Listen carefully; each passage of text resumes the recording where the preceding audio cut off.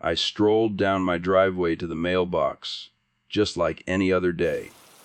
Flipped open the little metal latch and pulled out the usual stack of mail bills, some junk mail, a magazine, nothing special. But as I was thumbing through the pile on my way back to the house, one envelope caught my eye. It was kind of beat up with handwriting that looked elegant but shaky, like an old person's. My name, Ethan Hayes, and address were scrawled on it in blue ink. In the top left corner, there was a return address I didn't recognize. Naturally, I got curious. I picked up my pace, went inside, and closed the door behind me. I headed straight for the kitchen table and tossed the rest of the mail aside. This one envelope had my full attention. The return address said it was from some law firm in a town about 2 hours away, a place called Oak Haven. I tore open the flap and pulled out a folded letter. As I unfolded it and started to read, I could hardly believe my eyes. Dear Mr. Ethan Hayes, it began, "We hope this letter finds you well. We are writing to inform you of a matter of significant importance concerning the last will and testament of your great uncle, Mr. Arthur Hayes." My great uncle. I didn't even know I had a great uncle Arthur. The letter went on. It seems that Mr. Hayes has named you as the sole beneficiary of a property he owned. The property in question is a cabin located in a remote area specified as Parcel 92, Forest Glade County. Enclosed are directions and a map for your reference. A cabin in the middle of nowhere. This was getting weirder by the second. According to the will, you are granted full ownership and rights to this cabin, effective immediately upon your receipt of this letter. I continued reading. We understand that you may not have been aware of your relationship with Mr. Arthur Hayes, but the documents are clear in naming you as the inheritor. As his only surviving relative, the property now rightfully belongs to you. The letter advised me to visit the property to check it out and figure out what I wanted to do with it. It also said I could call them if I had any questions. It was signed by a Robert D. Campbell, senior partner at Campbell and Associates law firm. There was even a P.S. crew. We recommend exercising caution if you decide to visit the cabin. It is situated in a fairly remote and uncharted area. That part gave me a bit of a chill, not gonna lie. After I finished the letter, I unfolded the map they sent. It was one of those topographical maps, showing all the hills, valleys, roads, rivers, and forests. It was mostly shades of green and brown. There was a red circle drawn around what I guessed was the cabin's location. It was deep in the forest, far from any main road. I saw some lines that looked like trails, or maybe old logging roads leading to it, but they were super winding and complicated, and the nearest town, Willow Creek, was a good distance away. This place was seriously remote, just like the letter said. I sat back and thought about what I was getting myself into. I'd need to be prepared, and that exercise caution part kept nagging at me. But despite the uncertainty and a growing sense of unease, my curiosity was winning. I had to see this mysterious cabin for myself. I grabbed a notepad and started jotting down what I'd need for the trip, all while keeping an eye on that red circle on the map. Later, I loaded my bags into my car, double checking to make sure I had all the essentials: food, water, a first aid kit, a flashlight, and my camera. I was feeling a mix of excitement and, honestly, a little bit of dread. I started the engine and pulled out of the driveway. The first part of the drive was pretty boring, just passing through familiar towns and along highways I'd driven on a million times. But as I got closer to the area marked on the map, things started to change. The road got narrower, the houses became fewer and farther between. Soon, I was on this winding road that cut through a thick forest. The trees were huge, their leaves making a canopy overhead that turned the sunlight into these dancing patterns on the road. Then I turned onto an even narrower road, more like a dirt track. Really, my car was bumping all over the place on the uneven surface. I could hear the sound of running water nearby, probably a stream or something. Birds were chirping, but other than that, it was eerily quiet. No traffic, no hum of electricity, just nature. After what felt like forever, I finally saw the cabin. It was partly hidden by tall trees and overgrown bushes. It was old, that was for sure. As I got closer, I could hear the crunch of my tires on the gravel path leading up to it. The whole place was surrounded by nature, like really surrounded. Tall trees with thick trunks were everywhere, their leaves rustling softly in the wind. There were overgrown bushes and wildflowers, adding splashes of color to all the green. The forest floor was covered in fallen leaves, pine cones, and patches of moss. The cabin itself looked kinda charming but also tough, like it had been there forever. It was made of weathered wood, all gray and worn. The roof was sloped and covered in wooden shingles. There was a small front porch with an old rocking chair, and I could see faded curtains in the windows. It was just one story, not big at all, but it somehow fit right in with the whole wild setting. As I got out of the car, I took a look around at the wider area. In the distance, I could see mountains, their peaks kinda hazy. Between the cabin and the mountains, there was just this huge forest that seemed to go on forever, a sea of trees and rolling hills. I didn't see any lakes or rivers close by, but the air smelled damp and earthy, like there was water somewhere nearby. I stood there for a minute, just taking it all in. The place was beautiful, no doubt about it, but it also felt super remote, almost isolating. It was like stepping back in time. I found the key under a loose board on the porch, just like the instructions said. I put it in the lock and turned it. The door creaked open, revealing the inside of the cabin. As I stepped inside, the first thing that hit me was how much the inside of the cabin felt like the outside old, but like, well, maintained old. The air was musty, but not in a gross way, more like aged wood and old paper. The first room seemed to be a combo living and dining area. There was a wooden table with 4 chairs and a rustic-looking sofa facing a stone fireplace. The walls had these paintings of forest scenes, and there were a few odd knick-knacks on the mantel above the fireplace, little carved statues, some old books, and a vintage clock that wasn't ticking. I walked further into the cabin, my footsteps echoing a bit on the hardwood floor. To the right of the living area was a small kitchen. It was pretty basic, with wooden cabinets and a gas stove. The countertops were empty except for a few utensils and an old coffee pot. There was a small window above the sink that looked out into the forest.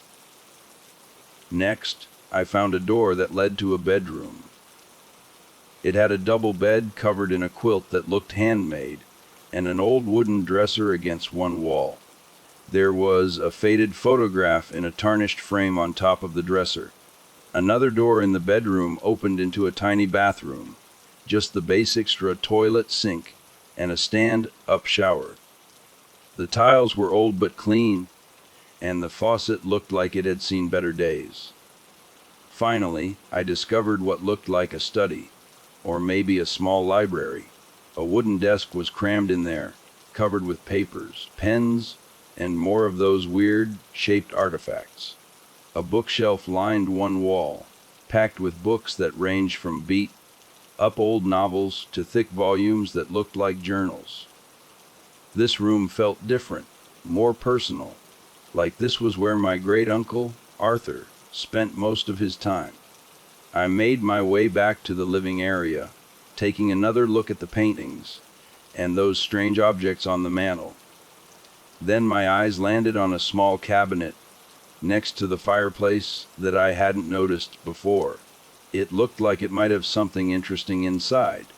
Curiosity got the better of me, and I walked over and opened its wooden door. Inside, I found a stack of journals, all bound in worn leather. Pulling one out, I saw the name Arthur Hayes written on the first page. These must have been his journals. I grabbed a couple of them and headed over to the sofa. Sitting down, I placed them on the coffee table in front of me. I opened the first journal to a random page and started reading. And wow, what I found was both fascinating and seriously unsettling. Arthur wrote about the forest and the cabin, sure, but he also talked about these mysterious forces and strange things that happened. He mentioned hearing whispers in the wind and seeing shadows moving in ways that weren't natural. He described times when he felt watched, even when he was inside the cabin. Moving on to the second journal, I found sketches of bizarre symbols and what looked like ritualistic objects. He wrote about entities that lived in the forest, guardians or spirits of some kind. The writing got more frantic as the pages went on, almost like he was in a hurry to get it all down. I sat back, my mind racing. What was Arthur involved in? And why did he leave all of this to me? A wave of unease washed over me, replacing the initial excitement. These weren't just the ramblings of an old man. They felt like warnings. I looked around the cabin, suddenly very aware of how isolated it was. I remembered that line in the letter about exercising caution, and for the first time since I got there, I wondered if coming here alone was such a good idea. I closed the journals and put them back on the table, my head spinning. I glanced out the window and noticed the sky was starting to get dark. The sun was setting, casting long shadows across the room. I realized I'd lost track of time while reading the journals. It was time to get settled in for the night. I went to the kitchen and unpacked some of the food I'd brought. After a simple dinner of canned soup heated on the stove, I washed up and then went around locking up the cabin. I double-checked the windows and doors, feeling a need for extra caution after what I'd read in Arthur's journals. Next, I headed to the bedroom to get ready for bed. The bed was old but seemed comfy enough. I unfolded a set of sheets and a blanket from my bag and made the bed as best as I could. The room felt quiet, almost too quiet, but I tried to shake off the feeling of unease that had been growing since I read those journals. Finally, I switched off the lights and lay down, pulling the blanket up to my chin. Despite my racing thoughts, I felt the exhaustion of the day catching up with me. The cabin was dark, the only light coming from the fading embers in the fireplace and the soft glow of the moon through the curtains. As I closed my eyes, I couldn't help but think about the mysterious world that Arthur wrote about. But right now, I needed rest. Whatever questions and uncertainties I had would have to wait until morning. Within minutes, I drifted off to sleep, the sounds of the forest acting like some kind of weird, natural lullaby. I woke up early the next morning, blinking as the first rays of sun started to filter through the worn curtains. Last night's events weighed heavily on my mind. Arthur's unsettling journals, the weird noises, that feeling of being watched. But instead of scaring me off, these mysteries were only making me more curious. It was like the forest was calling to me, daring me to uncover its secrets. After getting dressed, I laced up my hiking boots, making sure they were good and snug. I packed my backpack with essentials, a couple bottles of water, a map of the area, and a flashlight just in case. I slung my camera around my neck and stepped out of the cabin, locking the door behind me. The forest, bathed in morning light, looked different from the previous evening, but no less intimidating. Birds were singing, but their sounds were muffled, as if even they were cautious about breaking the forest's solemn silence. With the map in hand, I ventured deeper into the woods.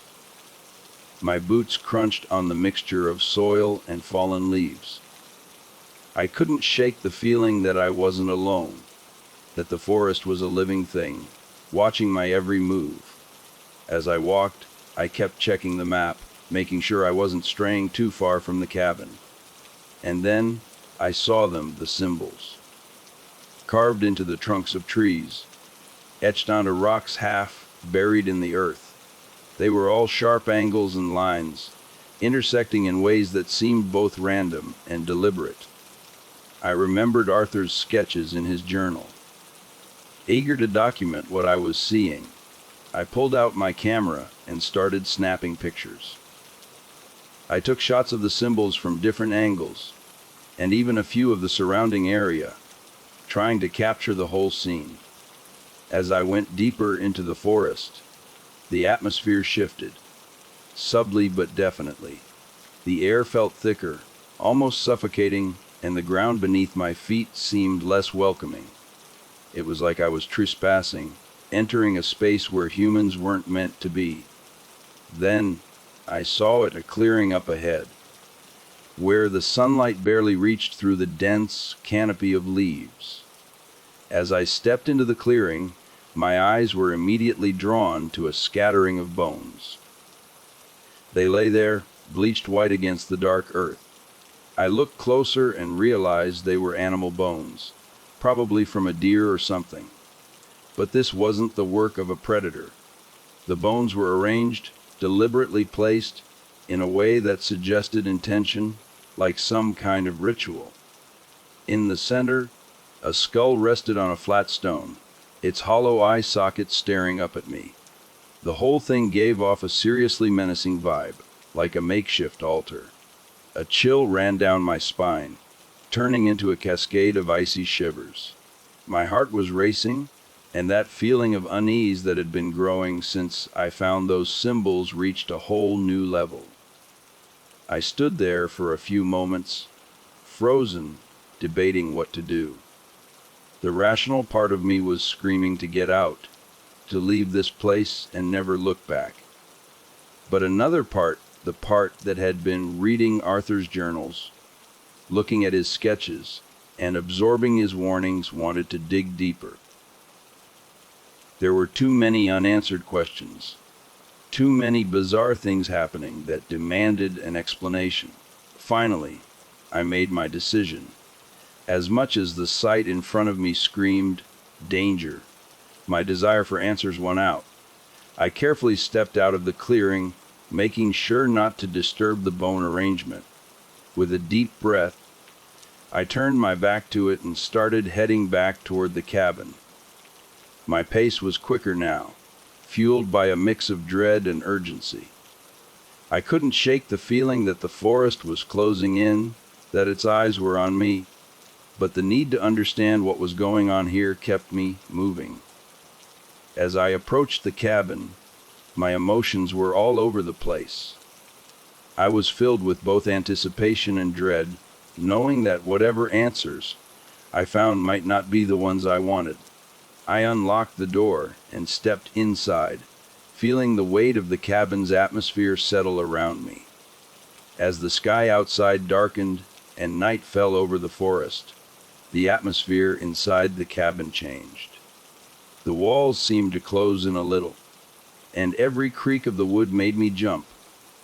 It wasn't long before I started hearing noises that were different from the usual sounds of a forest at night. It wasn't just crickets or the hoot of an owl. I heard whispers, too faint to be words but too rhythmic to be random. There was rustling in the bushes, not the kind you'd expect from small animals. And then there was the occasional, unmistakable snap of a twig breaking under weight. I tried to rationalize it, to convince myself it was just the wind or some nocturnal animals. But deep down, I knew it was neither of those things. The sounds had a pattern, a deliberateness that was too intentional to be natural. My hands trembled as I pulled the curtains aside and looked out the window, half expecting to see something, or someone, staring back at me. The night outside was pitch black, the trees just silhouettes against the dark sky. I squinted, trying to focus, but I couldn't make out any details. But that didn't make the feeling of being watched go away. In fact, it intensified it. It was like the forest had come alive, aware of my presence, my curiosity, and my fears. I could almost feel eyes on me, unseen but definitely there, watching me from the darkness beyond the glass. My heart was pounding in my chest as I let the curtain fall back into place. The feeling of being watched didn't go away. Instead, it felt like it had seeped through the walls of the cabin, filling the space around me. I knew I wasn't alone, and the realization sent another chill down my spine. Picking up where I left off in Arthur's journal, I became totally engrossed in his detailed accounts. The pages were filled with observations about the woods, the strange sounds, and his growing sense that the forest was alive in a way most people would never understand. Unseen entities, he wrote, occupy these lands, older than the forest itself, older than human comprehension. He went on to describe his attempts to communicate with these entities. He'd spent nights sitting in the darkness, listening intently, even trying to mimic the sounds he heard. He believed that the sounds weren't random, but a form of language, complex and nuanced. It's as if they are speaking, discussing, deliberating about matters unfathomable to us. He nodded. I've tried recording the sounds, even played them back. The recordings capture the noise but miss the essence. It's an experience that demands to be lived, not captured. Arthur also delved into the phenomena he observed in the forest. The orbs of light floating between trees, the sudden temperature drops in certain areas, and the disturbing discovery of animal remains, much like what I'd seen earlier. These entities are not evil, he wrote, but operate on a different ethical plane. The animals, I suspect, are not victims but participants in a cycle that's beyond my grasp. Reading this, a shiver went down my spine. It felt like Arthur was narrating my own experience, albeit from a different time. He spoke of being watched, of sensing that his presence was known, and perhaps even expected. I am not a visitor, he concluded in one entry. I'm a part of this now, linked to the forest and its unseen inhabitants in a way that defies easy explanation. As I was reading, I suddenly heard it, a soft thud from outside, followed by what sounded like footsteps on the porch. My eyes darted to the window, then to the door. The sounds were deliberate, too methodical to be an animal. My heart was racing as I carefully got up and moved toward the door. I pressed my ear against it, listening intently. The footsteps seemed to have stopped, replaced by a soft, indistinct murmuring that sent shivers down my spine. Summoning every ounce of courage I had, I grabbed the flashlight from the table and slowly unlocked the door. I swung it open, pointing the flashlight beam into the blackness of the night. There was no one there. I scanned the trees and the surrounding area but saw nothing. Just when I was about to convince myself that it was all in my head, the flashlight flickered and went out. Panic surged through me, and then, just as quickly, the light came back on. And that's when I saw it carved into the wooden frame of the porch was a new symbol, one I hadn't seen before. I quickly stepped back inside and locked the door, my mind racing faster than my heartbeat. Whoever, or whatever, was out there wasn't just passing by. It had left a message. I made sure the cabin door was locked and the windows securely fastened. I even moved a heavy chair against the door as an added precaution. Then, I grabbed the flashlight and kept it close, just in case the power failed. It was going to be a long night. For hours, the sounds continued, whispers growing louder, rustling leaves sounding more purposeful, and new noises joining the unsettling chorus. Despite my best efforts to stay calm, my nerves were frayed. Every little sound inside the cabin became amplified in the silence between the outdoor noises, making me jump at shadows. Finally, the first rays of morning light started to filter through the curtains.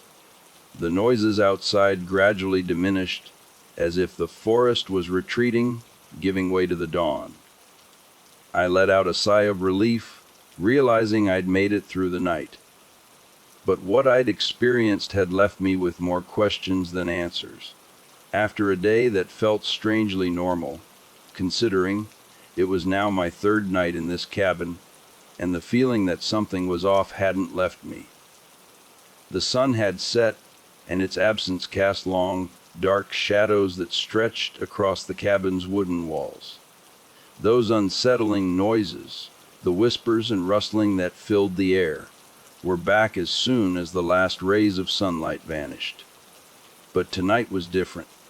Tonight, I felt like I had to confront whatever was out there. I zipped up my jacket, making sure my flashlight was working, and headed for the door. As I stepped outside, the night air felt colder than before, like the forest itself was holding its breath.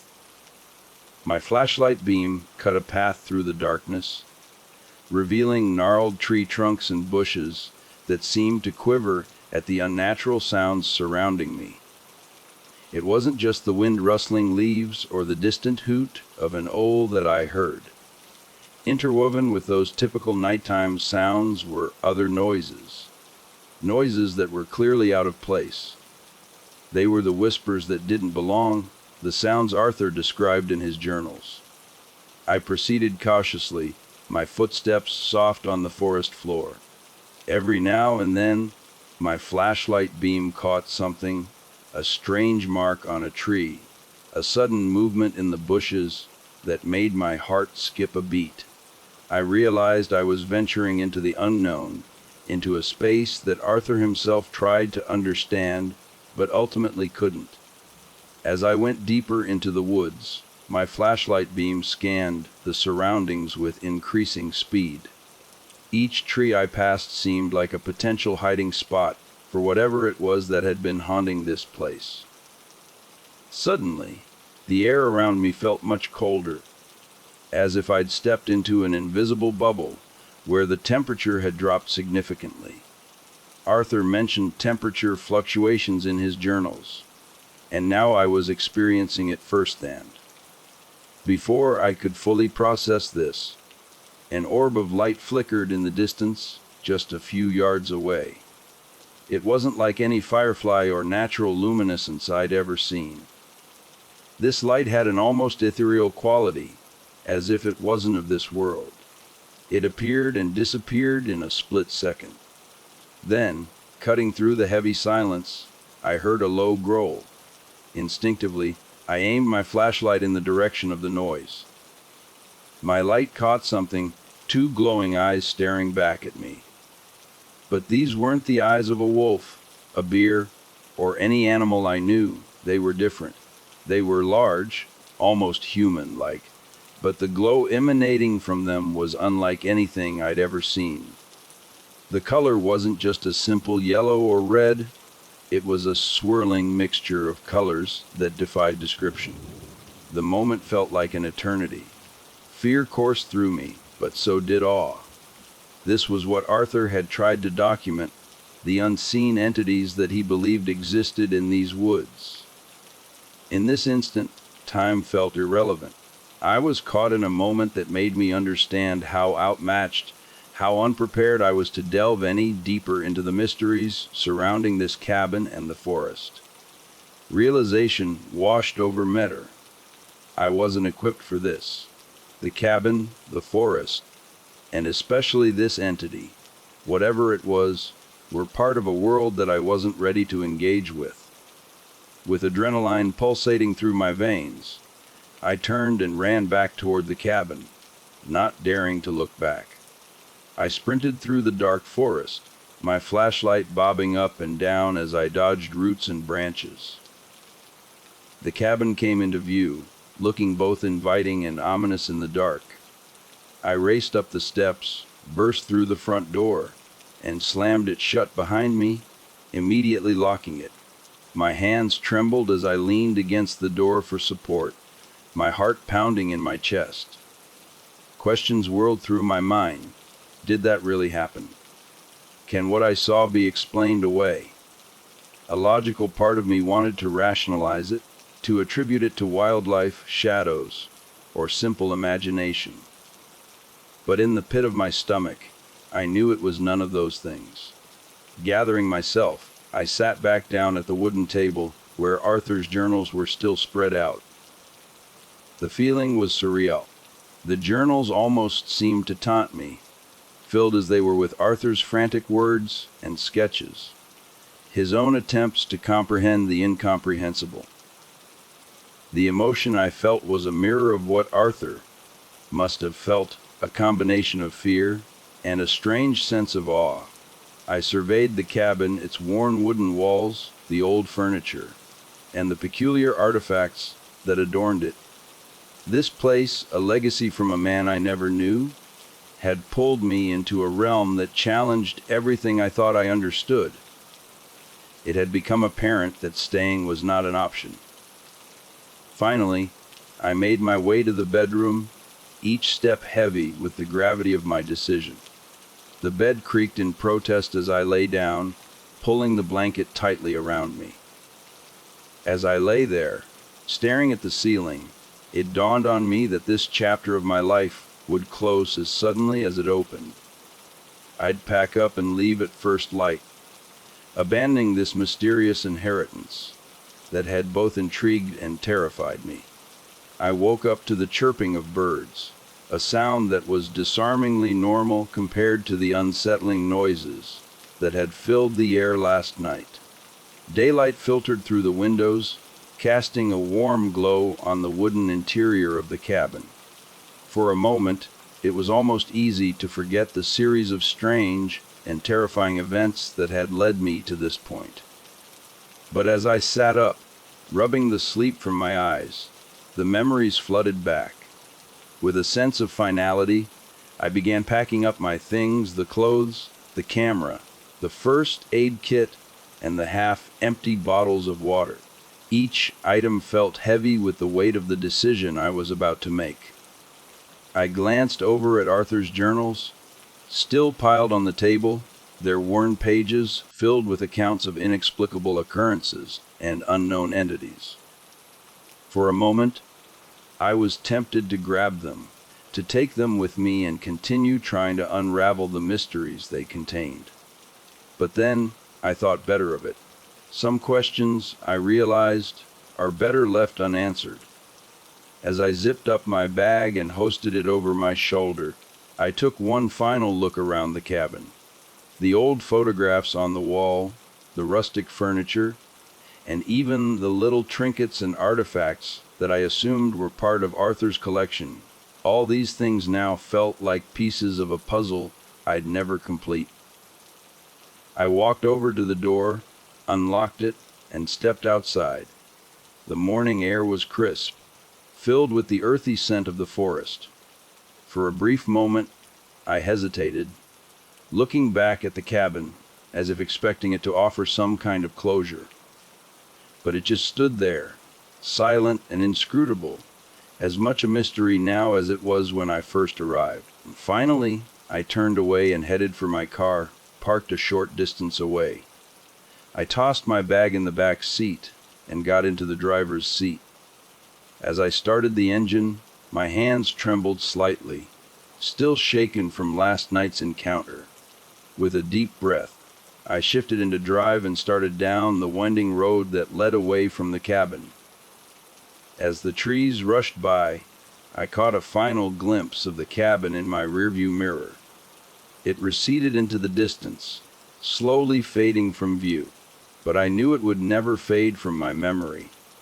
A mix of emotions filled me as I drove away: relief, certainly, but also a deep sense of regret.